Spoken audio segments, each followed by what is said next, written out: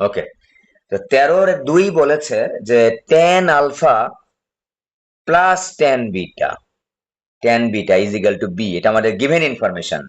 এবং cot alpha plus cot beta is equal to a, এটা আমাদের গিভেন ইনফরমেশন। ঠিক আছে, তো একটু খেয়াল করে দেখো আমাদের, আমি একটু অঙ্কটা পরে পুরোটা তুলে নিচ্ছি, তারপর চিন্তা করব নিজের মতো করে। হুম, তোমরাও আবার আমার মতো করে চিন্তা করতে হবে, বিষয়টা এরকম না। এভাবে চিন্তা করতে পারো, ডিফারেন্ট ওয়েতেও চিন্তা করতে পারো। তো চিন্তার বিষয়টা হচ্ছে বিভিন্ন রকম হতে পারে, তুমি যে চিন্তা করতে পারো এটাই গুরুত্বপূর্ণ বিষয়। একভাবে না হলে অন্যভাবে কিন্তু হয়ে যাবে, অবশ্যই হয়ে যাবে।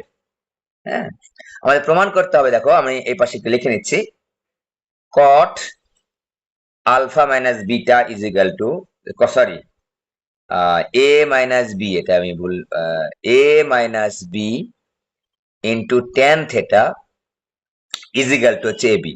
এটা আমাদের প্রমাণ করতে হবে। ঠিক আছে, এটা আমাদের প্রমাণ করতে হবে। আচ্ছা, প্রমাণ করবো এটা আমরা।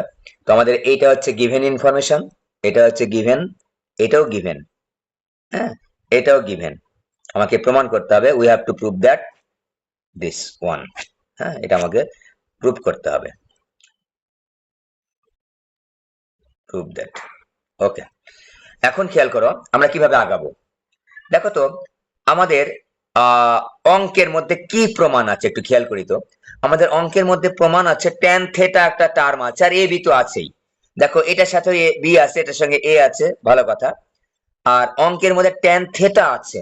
তো আমাদের যেহেতু দেওয়াই আছে এখানে, একটু খেয়াল করি আমরা, আমাদের যেহেতু এখানে দেওয়াই আছে alpha plus beta is equal to theta, লিখে ফেলি না যে alpha plus beta is equal to theta. এটা আমাদের দেওয়া আছে, আমাদের প্রমাণের মধ্যে ট্যান থেটা আছে, হ্যাঁ ভালো কথা। তো আমরা উভয় পাশে একটু ট্যান নিয়ে নিই না, নিয়ে দেখি তো কি হয়। অন্য উপায় তো আছেই, আগে এই উপায়টা করে দেখি তো কি হয়। হ্যাঁ, ট্যান থেটা পেয়ে গেছি। আমাদের অঙ্কের মধ্যে যে ট্যান থেটা প্রমাণ আকারে আছে, এটা অলরেডি আমরা পেয়ে গেছি।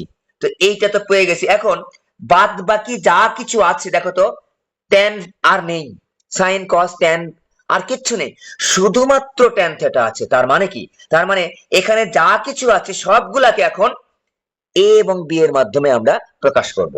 এটা আমাদের থিঙ্কিং। দেখো আমি যেভাবে থিঙ্কিং করলাম, ঠিক আছে, আমি যেভাবে থিঙ্কিং করলাম যে আমার ট্যান থেটা প্রমাণের মধ্যে আছে, আমি এখানে ট্যান থেটা অলরেডি পেয়ে গেছি। আর বাদ বাকি যা কিছু আছে সেগুলোকে এ এবং বি এর মাধ্যমে প্রকাশ করতে হবে। তাহলে আমাদের প্রমাণটা কমপ্লিট হওয়ার কথা। দেখি তো কি হয়। দেখো, tan alpha plus tan beta divided by 1 - tan alpha tan beta, এটা আমরা পেলাম। ঝামেলাটা কি হলো, ঝামেলাটা হচ্ছে আর যে ট্যান আলফা প্লাস ট্যান বিটার মান দেওয়া আছে, বি পেয়ে গেছি। দেখো খেয়াল করে, বি কিন্তু আমরা অলরেডি পেয়ে গেছি। 1 - tan alpha tan beta is equal to tan theta. ঝামেলা একটা রয়েই গেল, একটাকে আমরা কনভার্ট করতে পারলাম গিভেন ইনফরমেশনের মাধ্যমে। ঝামেলা কিন্তু একটা রয়ে গেল, এই ট্যান আলফা ট্যান বিটার মান আমাকে বের করতে হবে। আমি বলছি না তুমি এই অঙ্কটা পারবা না, অবশ্যই পারবা। আমার চিন্তাটা দেখো কিভাবে। এবার দেখো আমি একটু, যে এই ইনফরমেশনটা কিন্তু আমরা অলরেডি কাজে লাগিয়েছি। এই ইনফরমেশনটা কাজে লাগিয়ে আমি ট্যান আলফা এবং ট্যান বিটাকে আমরা এখানে নিয়ে আসতে পারছি। আর বাদ বাকি যে ঝামেলাটা রয়ে গেছে, সেটা অন্য একটা যে ইনফরমেশন আছে, ওইটা তো আর এমনি এমনি দেওয়া নাই, কিছু তো কাজ লাগতেই পারে। দেখি তো কি করা যায়। কট আলফা প্লাস হচ্ছে cot beta is equal to এ।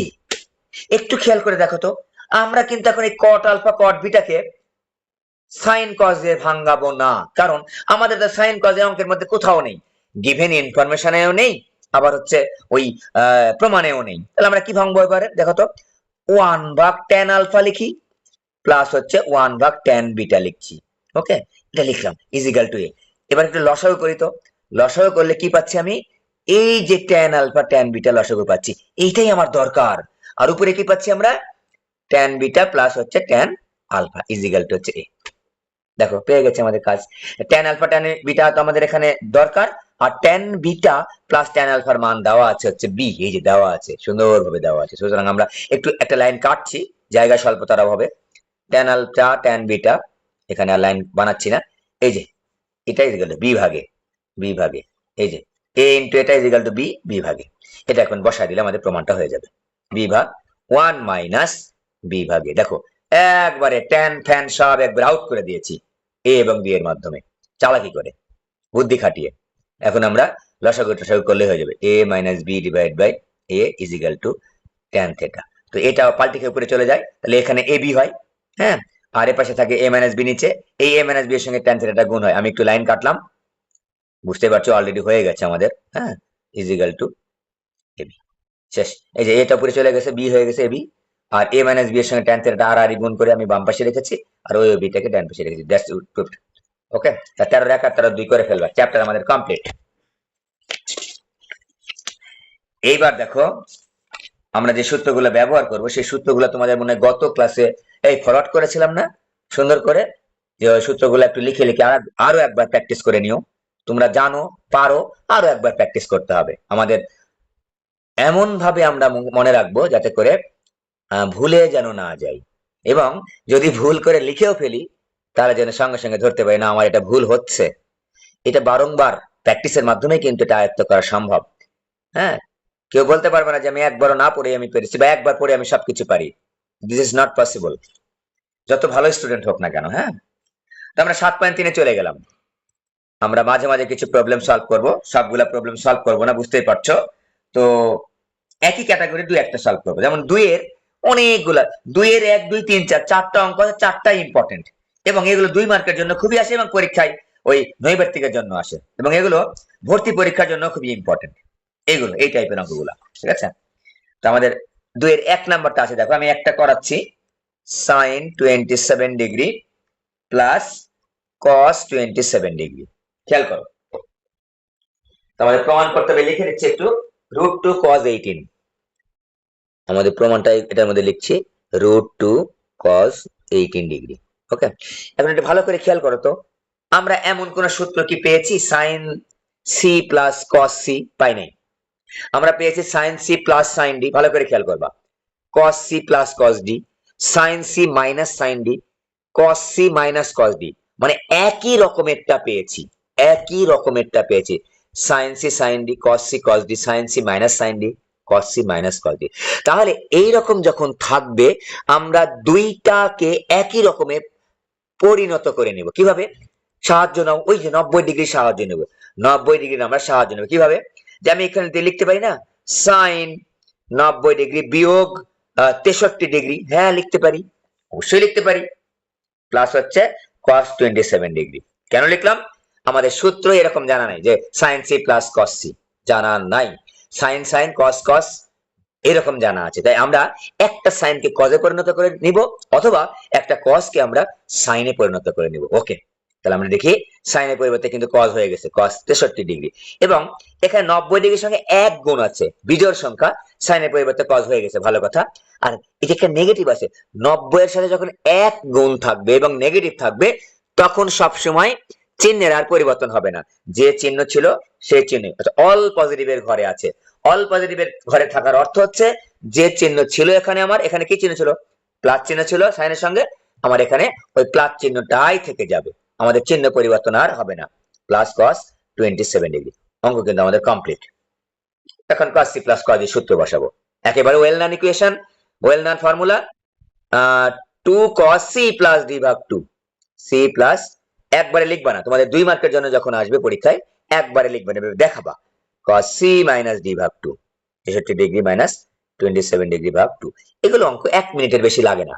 তো নৈর্ব্যক্তিকেও তুমি যদি পরীক্ষায় এত বড় করে করো তবুও তোমার 1 মিনিটের বেশি লাগবে না। ভালো করে একটু বাসায় প্র্যাকটিস করে দেখো, যে তোমার 1 মিনিটের বেশি লাগছে না। হ্যাঁ, লাগছে না। 2 cos, ক্যালকুলেটরের সাহায্য নিয়ে দেখবা 1 মিনিটের বেশি লাগছে না। 90 45 ডিগ্রি, আর এখানে cos 18 ডিগ্রি। তো আমরা cos 45 এর মান একটু বসায় দিচ্ছি, √2, 1 ভাগ √2 cos 18 ডিগ্রি। তো √2 কেটে গেলে কি থাকে? উপরে একটা √2 থাকে, 2 কে যদি আমরা √2 দেওয়া দেখে, √2 cos 18 ডিগ্রি। এগুলো একেবারে সহজ, একটা করে দিলাম জাস্ট তোমাদের মনে মনে করিয়ে দেওয়ার জন্য, নতুন করে মনে করিয়ে দেওয়ার জন্য একটা করে দিলাম। 2 নাম্বারটা ইম্পর্টেন্ট। হ্যাঁ, এবার যাও 4 নাম্বারটা মোস্ট ইম্পর্টেন্ট। 4 নাম্বারে চলে গেলাম একবারে, 4 এর 1। 2 এর আমি আর অন্যগুলা করালাম না, তুমি অবশ্যই করবা বাসায়, ওগুলোও করবা, 1ও করবা, করে ফেলো। কোথাও কোনো সমস্যা আসলে অবশ্যই আমাকে বলবা। 4 এর 1 দেখো বলছে tan 45 ডিগ্রি প্লাস থেটা ভাগ 2। কিভাবে? তোমার যখন পরীক্ষা তুমি একটা অঙ্ক পারো, হ্যাঁ, তো তখন পরীক্ষায় আসলে ওই এখানে আমার চ্যাপ্টার এইরকম করে লেখা আছে, এই অঙ্কটা আমার কিন্তু পরিচিত, কারণ এই বইটা আমি বারবার দেখেছি, এই বইটা আমার পরিচিত। এখানে অঙ্ক আসলে কিন্তু আমি ভালোই জানতে পারি। হ্যাঁ, তো আমার পরিচিত কিন্তু। দেখো খেয়াল করো, আমি যখন এই অঙ্কগুলা করব, 2 এর 1 2 3 4, তো 1 নাম্বার যখন যে নিয়মে করব 2 3 4 একই নিয়মে, কিন্তু তার মানে কি আমার পরিচিত এগুলো, এই জায়গাটা আমার পরিচিত, বইটা আমার পরিচিত, পাতাটা আমার পরিচিত, বারবার আমি এই পাতায় দেখেছি, এই পাতায় এইভাবে অঙ্ক করেছি। কোশ্চেন কিন্তু ভিন্ন জিনিস। তোমার পরিচিত অঙ্ক ওখানে অপরিচিত মনে হবে, কিন্তু তোমার পরিচিত জিনিসটাও কিন্তু ওখানে অপরিচিত মনে হবে কিছু কিছু ক্ষেত্রে। তাই আমাকে ওই যে চিন্তা করাটা শিখতে হবে, বা দেখলেই যেন আমার মাথার মধ্যে চলে আসে, এটা বারবার প্র্যাকটিসের মাধ্যমে কিন্তু আমরা আয়ত্ত করতে পারবো আশা রাখি। Ten 45 degree minus theta. এবং আরো একটা বিষয় খেয়াল করবা, তোমাদের অঙ্ক কিন্তু একেবারে এরকম ভাবে আসে না, ওই বিভিন্ন ফাংশন দিয়ে টিয়ে অঙ্কটা গঠন করে নিতে হয়।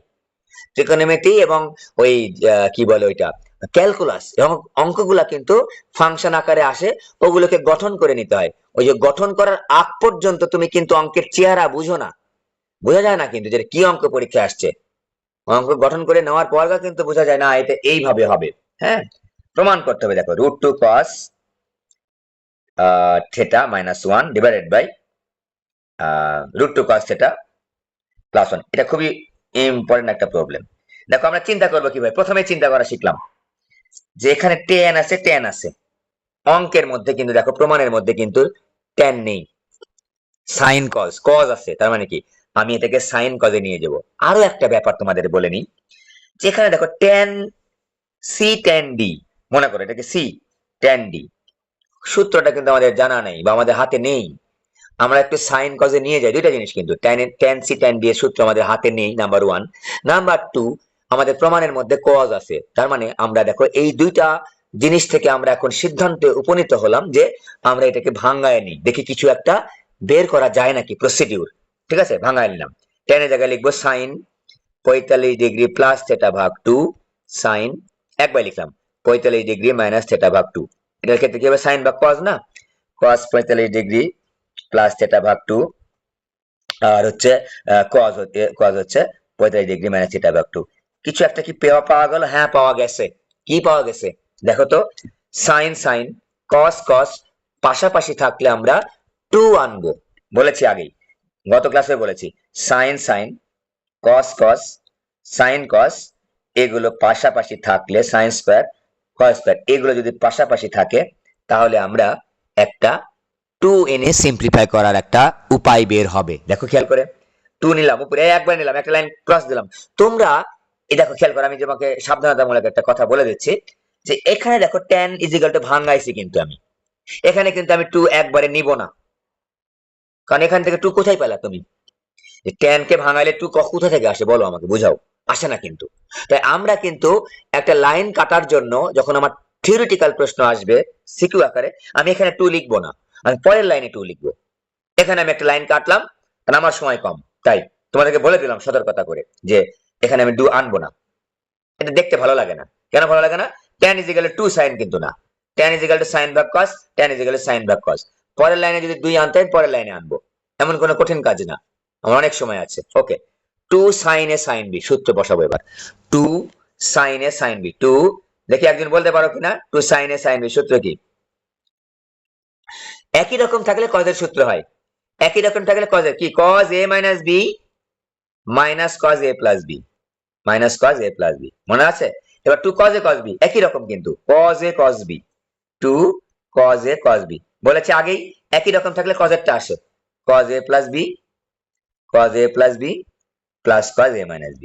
ঠিক আছে, আমরা শিখে ফেললাম। 2 sin a sin b সূত্রটা বসা দিচ্ছি, 2 sin a sin b, তাহলে sin cos a minus b